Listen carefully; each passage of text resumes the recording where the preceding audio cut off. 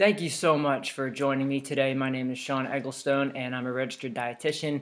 A while back I made a video about a gentleman named Ken Berry, and it garnered a lot of negative attention from the carnivore community. Now more recently, someone by the name of Bart Kay produced a rebuttal video against my video, and today this is going to be a commentary on his critique of my content.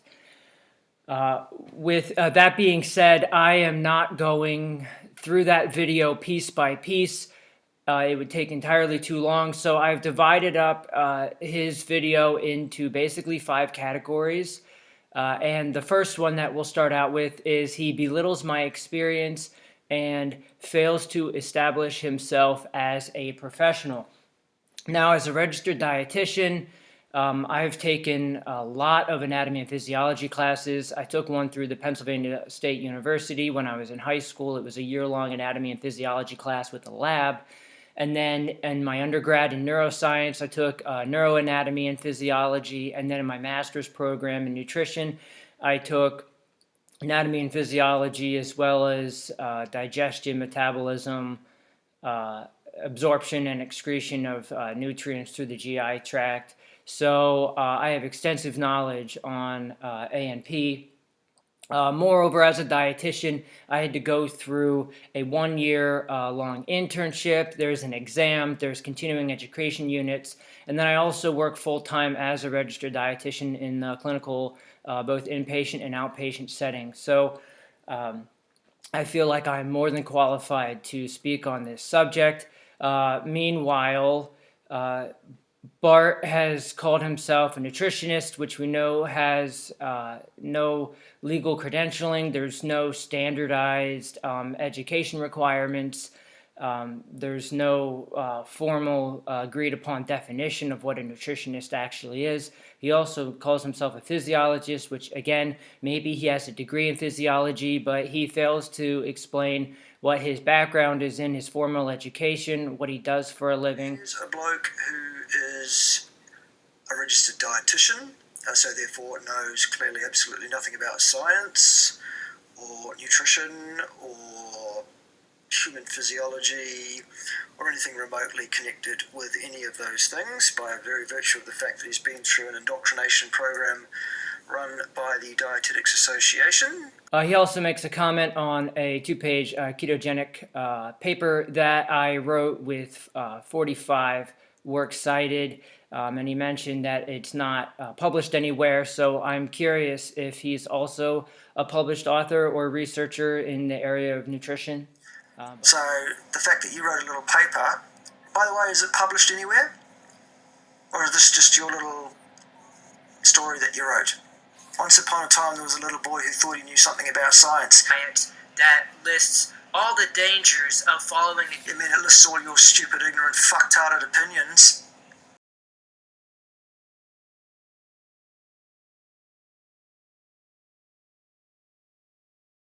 He also mentions that he is involved in the research, but again, he fails to elaborate on what those research articles are, what those publications are, so I'd be curious to take a look at that information. If you want to learn something about this, you should probably listen to someone who knows something about the science, the physiology, nutrition, somebody who's actually been involved in the research, like my good self, for example. The first part of my original rebuttal video consisted of me arguing that kale is more nutrient dense than chicken liver, and while I will admit that it wasn't the strongest argument that I made in the video, hindsight, I think it would have been more beneficial to standardize kale and the liver by calories rather than by weight. Moreover, there's no formal or universal agreed upon equation or standard to determine nutrient density. So with a lack of a general way to analyze that, it does leave the argument open for subjective analysis.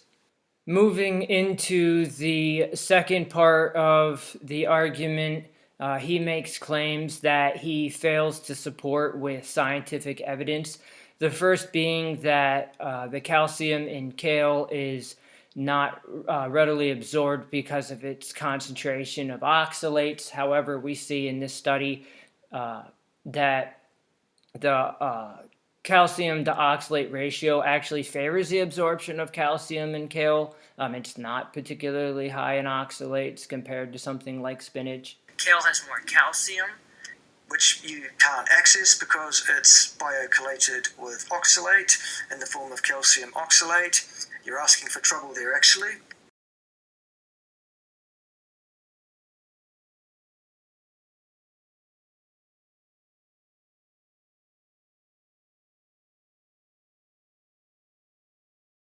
Bart goes on to state that non-heme iron is not readily absorbable at all, but what we see from this study is that non-heme iron is absorbable in varying degrees depending on your current iron status. Non-heme iron, we can hardly absorb any of it at all, actually.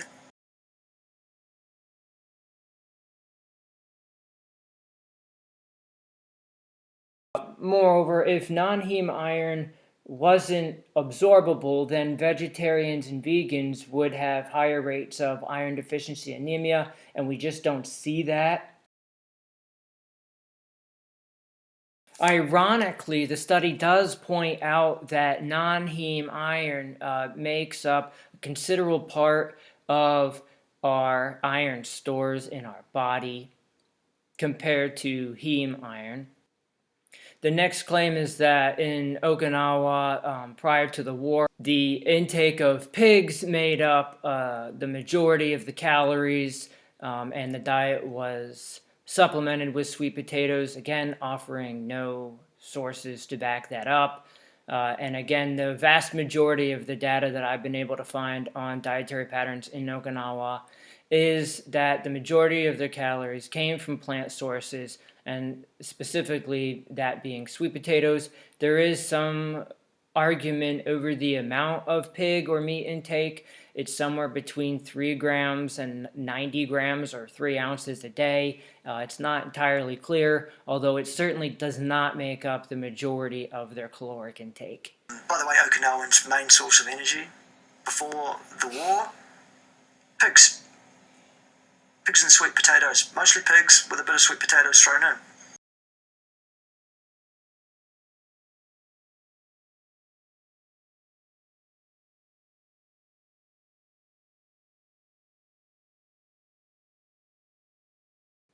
He goes on to state that phytates, oxalates, and certain lectins can cause autoimmune conditions. Specifically, he's agreeing with Ken Berry on this point. Again, offers no scientific evidence for that. In some people, these inflammatory chemicals can actually flare up or create autoimmune conditions. Yeah, for example, oxalates, certain phytates, certain lectins, certain tannic acids. Where do they all come from, by the way? Yep. Typically, people say to follow a low oxalate diet because oxalates increase your risk for kidney stone. No, not risk. Again, there are no experiments to underpin that.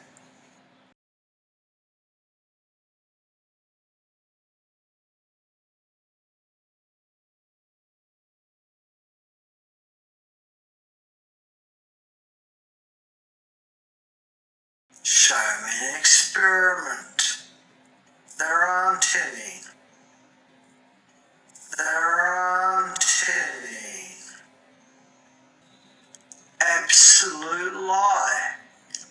The third talking point is that Bart makes blatantly false claims, and this ties in nicely with the second point of making claims but failing to cite his sources, because we're finding evidence to the contrary. But let's go ahead and look at what Bart has to say. There are exactly, I'll give you the exact number, 0. Not one single study exists anywhere in the peer-reviewed literature, anywhere on this planet, which can inform on risk of disease long-term as that relates to any aspect of any nutritional intervention of any kind. To inform on risk, you need a controlled experiment conducted under proper observation in lock-in metabolic ward situations, properly randomized in the first place, properly powered statistically, properly tenured, all of those things, not ethical, not practical, not feasible financially, has never been done, will never be done.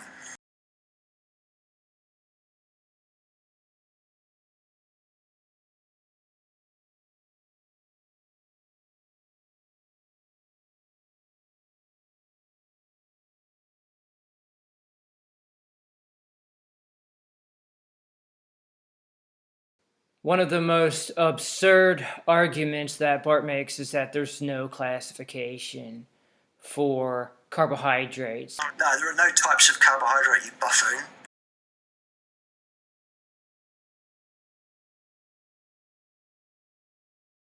Cancer cannot bind to endothelial lining, you absolute clown. Cancer can't bind to anything.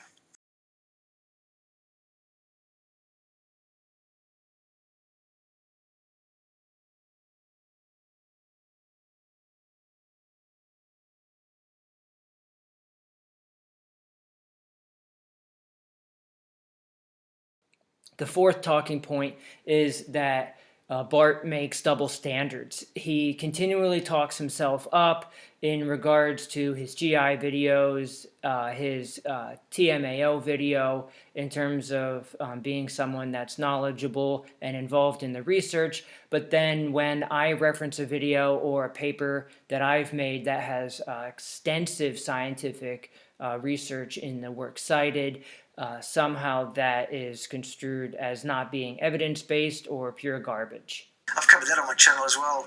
Have a look at a video about the GI scale and how it is that that does not work and is not scientifically valid. I've dealt with that at length on my channel already. So the fact that you wrote a little paper, by the way, is it published anywhere? Or is this just your little story that you wrote? Once upon a time, there was a little boy who thought he knew something about science. Diet that lists all the dangers of following I mean, it lists all your stupid, ignorant, fucked-hearted opinions. and I talk about this in my top 10. Oh, well, if you talk about it, then Ken's wrong, clearly. Last but not least, Bart spends a considerable amount of time in his video insulting me, making very crude comments, cursing, etc.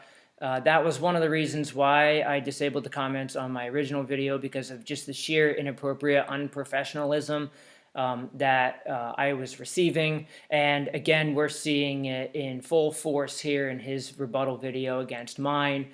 And I think that that's a really weak way to develop a strong case for yourself. Unfortunately, he may be using that as a tactic to generate entertainment value for his videos or to increase his viewership.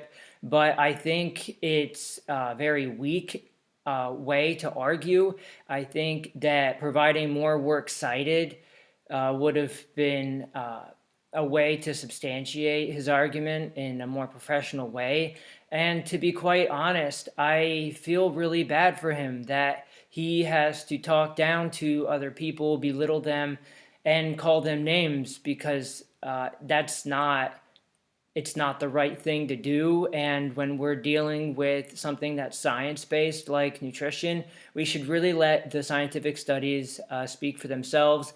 At the end of the day, Bart and I are not very different. We're both seeking out what the best diet for humans is, and we're trying to provide that information for people so that they can improve their health quality of life. We're just doing so in two very different avenues, but I think at the end of the day, the best way to handle this is to rebuttal in a professional manner, and of course, maintaining respect for each other at all times. Thank you so much and for joining me today. I have also linked all my work cited in the description, so feel free to check that out. If you do have any questions or comments, you can leave them in the description down below. Again, we're trying to keep this really professional, and I am more than happy to make additional videos on any content that you think might be valuable. Cheers.